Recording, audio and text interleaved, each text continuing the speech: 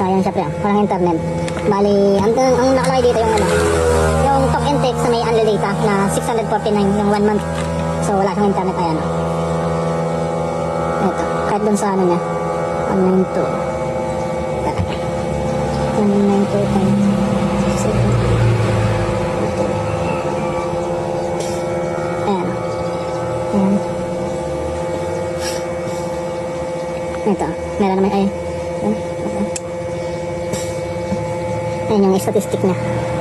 Ayan, diba wala. Walang internet yan, oh. Walang internet. So, balang ginagawa ko ganito. Ano, remove ko muna yung ano, yung power adapter. Tapos, yung SIM. Ito yung SIM. So, ang gagawin, ganito.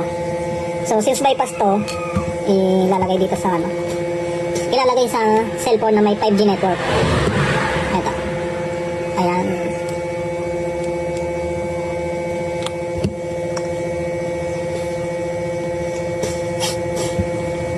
Ayan, 5G. Ayan, 5G.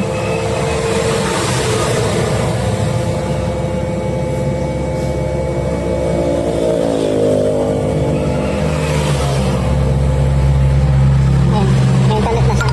So, since may internet na, ganito ginagawa ko. Ito yung tricks. Ito yung pang bypass. Diba, may internet na siya.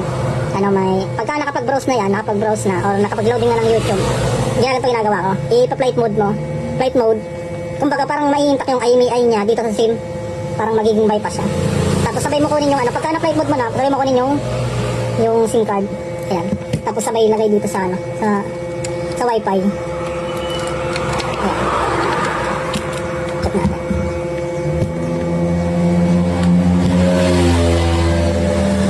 Bali, kailangan mabilisan lang. Pagkaalis, lagay agad dito sa H153.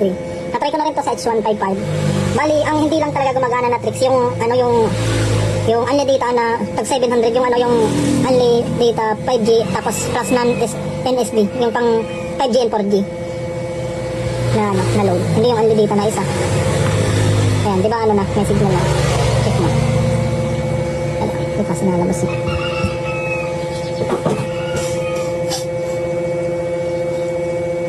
Ayan. Ayan na, okay na. Na-bypass na. Ang galing, no? Parang, ikakopy yung ano.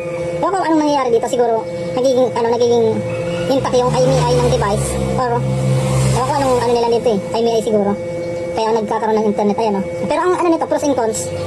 Ano siya, magagamit mo siya pagka ganito. Once na nirestart mo yung wifi, babalik ka sa unang process. So, since ganito, di ba, no? Good for 1 week, kahit di mo naman i-off. Plus naman siya, hindi siya mawawalan ng internet. So, ayan, no? Hindi siya nawawalan. Bali, so, ganito yung setup ko lagi. Minsan, no, umaabot nga ng 1 month na, ano, na hindi ko pina-plug out yung charger. Since may pan naman siya sa loob. Kaya, ayun. Goods naman, walang, ano, so far walang nagiging issue. Yun lang.